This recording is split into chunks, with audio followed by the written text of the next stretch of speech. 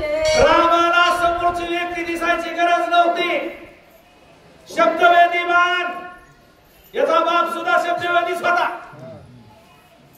कळालं का? समजणे वाले को इशारा. सरावला बघला, सरावून बघितला होता का? नाही. आवाज आला, बाण सोडला, सरावून गेला. राम बाप तैसा बस. आणि मग राम सुद्धा जिकडे चाहूलाय तिकडे बाण सोडणार.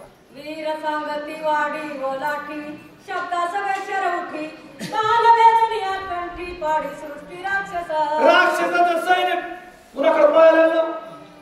इंद्रजिताकडे.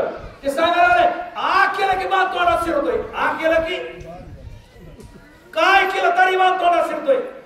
आणि नुसता श्वास सोडला तरी नाकात बाण शिरतोय. कसला राम आहे ते मला तसलाच आहे. राक्षसाच्या गरजातीचं बाण गजराचा विंधोनी बाण, शब्दवेदी रघुनंदन करी कंदन. कधी माणसानं चांगल्याचं नाव घ्यावं, हे का नाही? तुका म्हणे पापी जाती पुण्यवंत व्हावे घेता. हे जे जे कार करायला लागले कोण? राक्षस. कुणाला जे जे कार करत होते? देवाचा. हे इंद्रजिताचा किंवा राजा रावणाचा कसा असेल, यांनी त्याचा जे जयकार केला. जेवढ्याने तोंड हा केले तेवढ्याच्या तोंडात जसं आमचं एकलव्यानं कुत्र्याच्या जिमीत किती बाण मारले? वाटत नाही जिमीत. जिमीला किती बाण मारले? 12 7 बाण मारले जिमीत कुत्र्याच्या. इतका अचूक संतानी एकलव्य होता म्हणलं, एकलव्याला तयार करणारा किती छान असेल. चला. बाणी त्रासिले देता हा कहा केसवे बाणा संख्ये, विंधोनी एक एक निर्धारी कंटक शत्रूचे. कंटक म्हणजे सैनिक, त्याचा तो थवा. एक एका बाणाला राक्षसाचं सैन्य आटवायला सुरुवात केली. जरा विरी वंदित अंगवन शब्दा सवे विंधोनी बाण, जीवाचा दंत छेदना करी कंदन. तुम्ही अंगवन सांगायला लागला, आग सुद्धा म्हणून घेत नव्हतं. आय म्हणलं की बाण लागायचा. शब्दासले विंधोनी बाण जाग्यावर खलास. काय वाटविले कुंतता जाण कुंत सवे योनी बाण, त्यांचे कंठ नाळ छेदून करी कंदन राक्षस. सांगायची सुद्धा गरज नाही. घरानं करायला लागलं तरी त्याचं मुंडकं तुटलं. रामनाथ बसल्या बसल्या बेकार म्हणलं का मुंडकं तुटलं. बघा, देवाला बेकार म्हणलेलं देव सहन करून घेतोय. पण एखाद्या साधूला बेकार म्हणलं का, माईला 2 शिव्या दिलेल्या माय सहन करते. पण माईच्या लेकराला म्हणलं का, माईचा तळपायाच्या मस्तकाला जाती. लेकरू म्हणजे संत, माय म्हणजे देव. उंच करू जाता गोष्टी बाणी एवढी भरती कंठी, बोंबरू जाता पैसे वाटी सपीच्या ओटी बाणी. वागवायचं सुंदर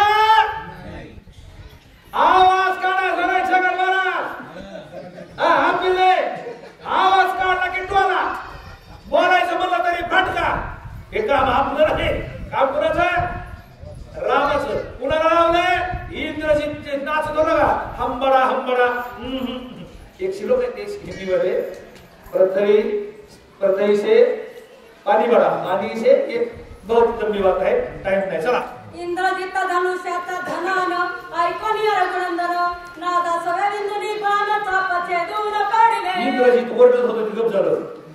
तर त्याचं ते बाणाशी ते बाण आणि त्याची कानाडी असते ना, अशी वळली आणि ती सोडली का त्याचा आवाज होतो. त्याचं काय होतं? आवाज होतो. तेवढाच आवाज रामाने ऐकला आणि त्या धनुष्याच्या दोरीच्या आवाजावर बाण सोडला. काय झालं?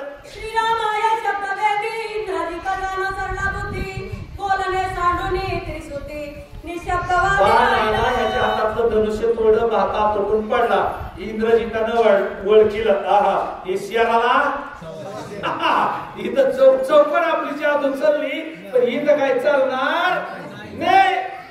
काही बोलत आपण अंगी वाजती श्रीराम बाण, गिरी सांडूनी अनुवादन महामौन राक्षस. गप्पच झाली सभा. कोण केलं? एकदा मारुद्र्याने राजा रावणाच्या सभेत गेलं बघा रात्रीच.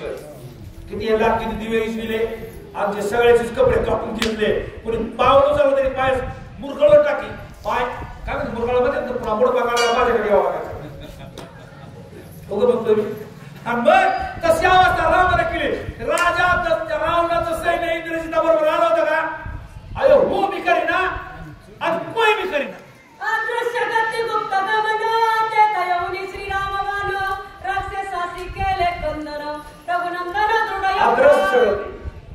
नाही, गुप्तपणे येतात आणि काय कोण केलं की मुंडक, शींग, नाक, डोळे, कान, पाय तोडूनच जातात. कळून चुकलं.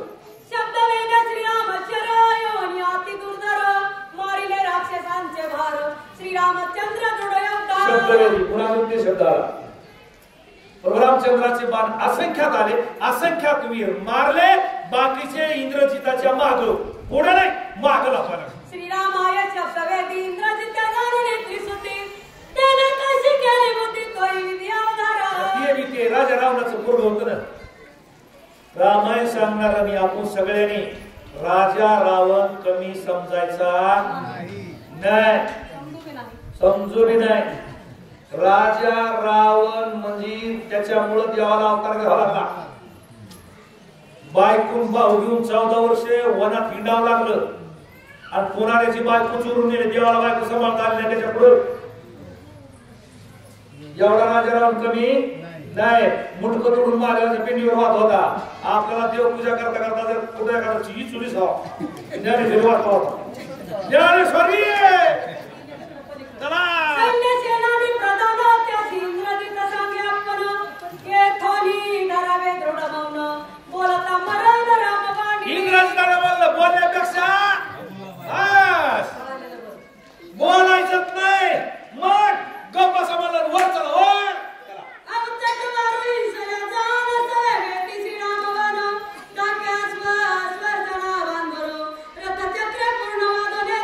दुष्टाची संगती करायची नाही बघा. वारूचा काय गुन्हा होता? वारू म्हणजे घोडे. तर इंद्रजिताच्या रथाला झोपलेलं वाघ घोड्याला काय माहिती होता काय ह्याचं कारण काय माहिती. घोड जर एखादं हिसलं का खिसलाच नाही. हे कपडे घोड तसं जर घोड्याला आवाज काढला त्याच्या तोंडात बाग एखाद्या तोंडात गेलं. बाकीचे 3 घोडे म्हणजे आता बोंबलांची गरज. निशब्द वादन निशब्द आवाज होण्याचे आसमानचे खुर अंधारी देखाना श्रीरामचंद्र जाती स्वशरीरा धरी माझे. घोड्याच्या टापावर बसतं बघा. टपक टपक टपक टपक टपक टपक टपक वाजतं का नाही? घोड्याच्या टापा वाढले तर पायावर बांधला थोडा बाबा. घोडे म्हणले पाऊल सुद्धा वाज द्यायचा, हळूहळू चला आणि कोणी कुणाशी न बोला. करुणी अविद्या विचार धरी उठली दुर्धर गुरुपद आटले पुहर इंद्रजित वीर त्या माझे विचारे. धुई मध्ये आपल्या भाषेत काय म्हणते त्याला? धुकत धुई असलं काहीतरी म्हणते ना. आणि दाखलं आणि इंद्रजित म्हणला आता शिका आपलं आयुष्य थोडं आणलं. धुई दिसत नाही. एकदा आम्ही आळून घेऊन येतात ते वाटत धुकत रात्री शिव हे कोण भावते का तुम्ही? गाडीचं लाईट असं वाढला दिसला. रातच्या गाडी मी गेली आम्ही तिकडून. तसं राज इंद्रजित म्हणला जगनेवाले कोस भागने म्हणला आपलं भागलं करा. जैसे आपण दिवाकरा त्याचा राम सौमित्र वीर त्यावर इंद्रजित वर्षात फिर राम सौमित्र लक्ष्मणी लगुणी वर्षेश्वर अति दुर्धर कोपणी. भाग्याचे निवडसे नव्हते याचं भाग्य थोर म्हणून त्या दिवशी ते धुई आली धुकं.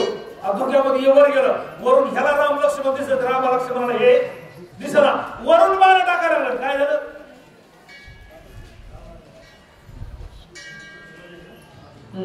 लक्ष्मणाने गुणात निशाचे विंदिले अत्याद्भुत धारा वर्षी दैसे पर्वत दैसे बाण दाखवले. बाणाचा पाऊस पडला. ज्याच्या घोड्याला बोलता येत नव्हतं, टाप टाकता येत नव्हती, सैन्याला पै करता येत नव्हतं, शिकारी तर थोडं आपण बसायला लागत होतो. वाक लावला तर दर्द दाबायला लागत होतो. कोणाला? इंद्रजिताच्या सैन्याला. या इंद्रजितानं एखाद्या पर्वतावर पाऊस पडावा एवढे यांच्यावर बाण टाकले. देखोनी शत्रूची शरवृष्टी लक्ष्मण वीर जगदेठी धनुष्य सत्वनी निधमुष्टी सावध दृष्टी विंदित. हे सावध आहे. तो लक्ष्मण सावध आहे, राम सावध आहे, तो सुद्धा तिघाही सावध आहेत. बघू आता कोण हरते कोण जिंकतंय. श्रीराम नित्य सावधान येत इंद्रजिताचे बाण निजवानी ते छेदून पाडिले पूर्ण दुखंडी. मगापासून 10 वेळ झालाय. पण रामचंद्र शब्दवेदी होते, अजून संधानी होते. जिकडून रामात त्या इंद्रजिताचा बाण येईल ते बाण अर्ध्यात तोडायचं काम परशुरामचंद्र करीत होते. एक दोन पाच शत सात शत सहस्र संख्यात बाण छेदित समस्त सुलक्षणार्थ. किती तोडले हे सुद्धा कटाळतच नव्हतं. 1 5 7